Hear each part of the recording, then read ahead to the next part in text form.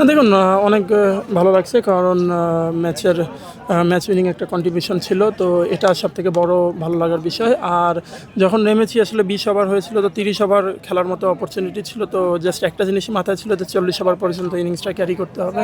তো তারপরে আসলে মানে আমরা মিডল ওভারে ভালো ব্যাটিং করতে পেরেছি এবং রানটা হয়ে গিয়েছে আলহামদুলিল্লাহ। না, প্রথম সব কিছুই খুবই ভালো লাগার বিষয়। আমারও মনে হয় যে ইভেন প্রিমিয়ার লিগেও আমি যখন নামতাম হয়তো বা ওভার কম পেতাম, যেমন 89 রানের একটা ইনিংস ছিল, সেখানেও আমি মানে ওভার শেষ হয়ে গিয়েছিল।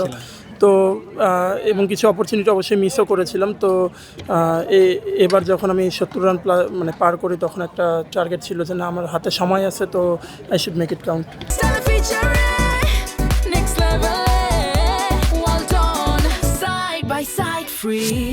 না দেখুন, আমার মনে হয় যে এটা তো আসলে আমার কোনো কন্ট্রোল নেই। আমার কাজ হলো মাঠে ভালো খেলার ট্রাই করা, এবং সেটাই করে যাবো ইনশাল্লাহ। বাকিটা তো মানে যাদের কল তারা কল নেবে, বাট এটা আসলে আমার কন্ট্রোলে না। আমি তো মাঠ থেকে এসে একটু এখানে প্রেজেন্টেশনে চলে আসলাম, তো কারোর সাথে কোনো কথা হয়নি। না দেখুন, উইকেট তো খুবই ভালো ছিল, যেটা আপনারাও প্রথম থেকে এক্সপেক্ট করছিলেন, আমরাও এক্সপেক্ট করছিলাম যে হাই স্কোরিং খেলা হবে, এবং এটাই হয়েছে।